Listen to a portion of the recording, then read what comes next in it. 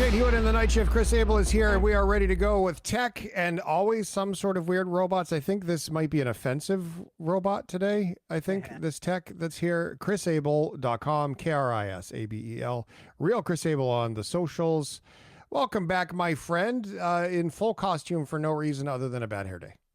I had a bad hair day, so I took my Dick Tracy hat that I wore on BNN and went, oh, that'll solve my hair problem. There we go. Very good. Easy peasy. Yeah. Perfect for radio, Chris. I think you're worried about things that people aren't going to see. But I appreciate the extra effort.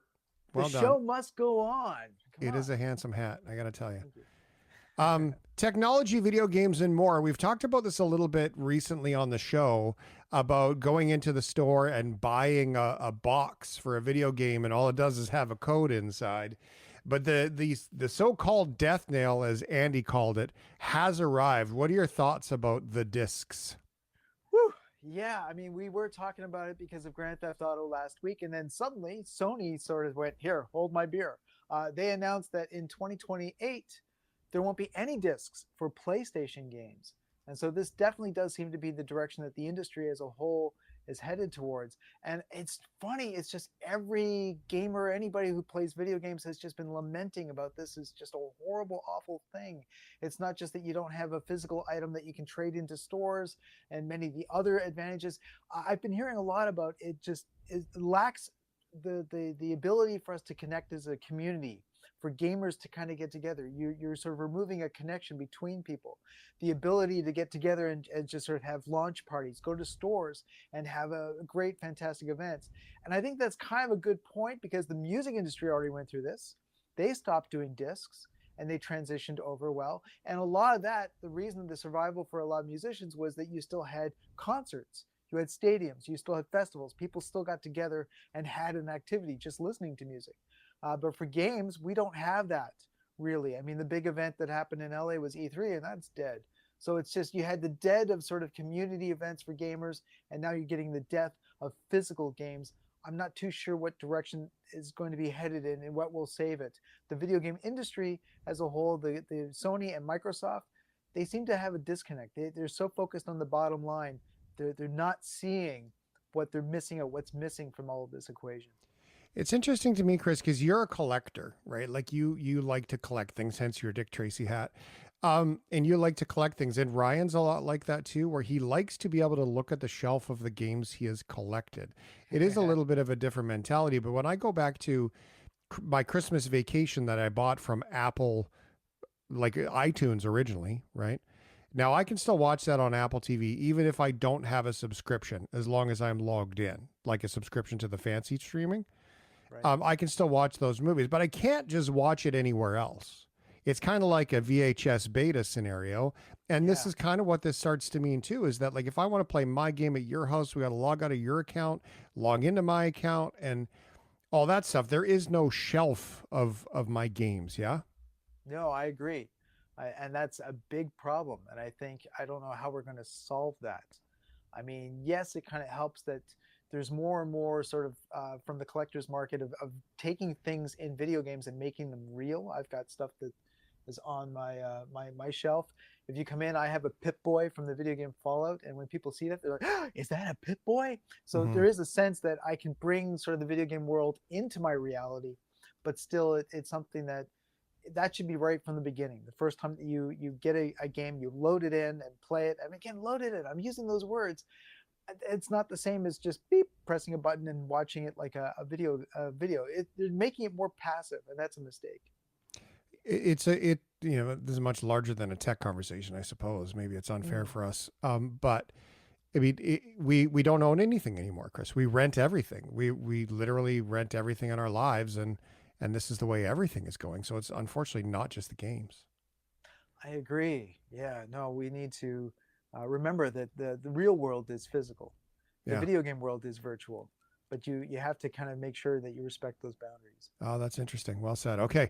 Chris Abel is here. The death nail from no more discs. PlayStation's going to stop doing it too. We're going to the movie that I do not care to watch. You can tell everybody about Obsession. All right. So I'm talking about this because we're seeing a major change. There are two movies, Backrooms and Obsession, that have both arrived in theaters from directors who come from the world of YouTube. So for the first time, you're having the internet generation launching the first film directors to invade Hollywood. And right now, when you have many major big blockbuster movies failing, both Supergirl and The Mandalorian and Grogu have underperformed. Meanwhile, these first time movies from YouTubers, Mark Curry, Barry Curry, just launched this fantastic movie, Obsession. It has just crossed the line of earning $400 million globally. And it hasn't even released on video on demand yet. It's now getting that release. You're going to have a chance to actually watch it at home. But the movie is done incredible. This little horror movie, it's all based off of this scary little device, which I actually have a replica. I managed to get my hands on one called the One Wish Willow. It's this little sort of quirky little device that you normally might get at a schlocky kind of gadgety place. The idea is that you open it up, you got this little tiny willow stick, and you make a wish, break it in half, and then magically your wish will come true. And of course, this being a horror movie, you have to be careful what you wish for. And so it's done just an amazing craze in terms of the theaters right now. And it's strange to see that you have the world of YouTube now taking over Hollywood and doing very, very well, where the more traditional blockbuster movies, Star Wars and, Supergirl, not doing as well. All right. Now, robots on the show with Chris Abel. Generally, we have robots. This is a cheeky robot device anyway. Not a robot, but a robot device. So launching right now is this tech toy called Chester Cheeks. And Chester Cheeks looks like just a human butt.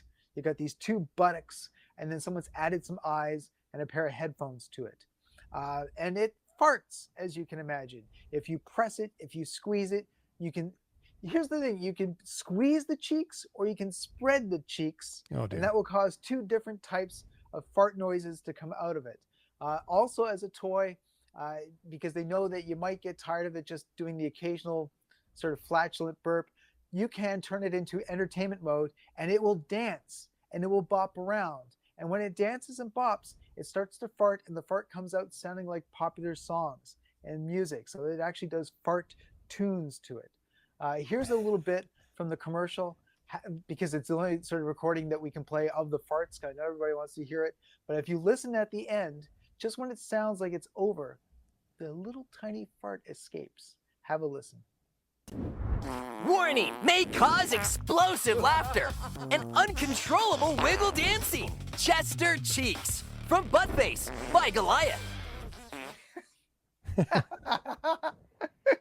Oh man, you can almost hear like the everybody's cool uncle that wants to just drive their brother or sister crazy by giving gifts to their kids. That sounds like a perfect one.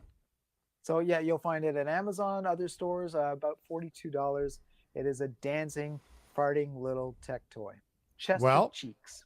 There you go. I told you it was cheeky. Chris Abel, as always, real Chris Abel on the socials, chrisabel.com, KRISABEL, with a newly updated website, by the way, so go check it out. Thanks for being here, my friend. All right. Thank you, guys.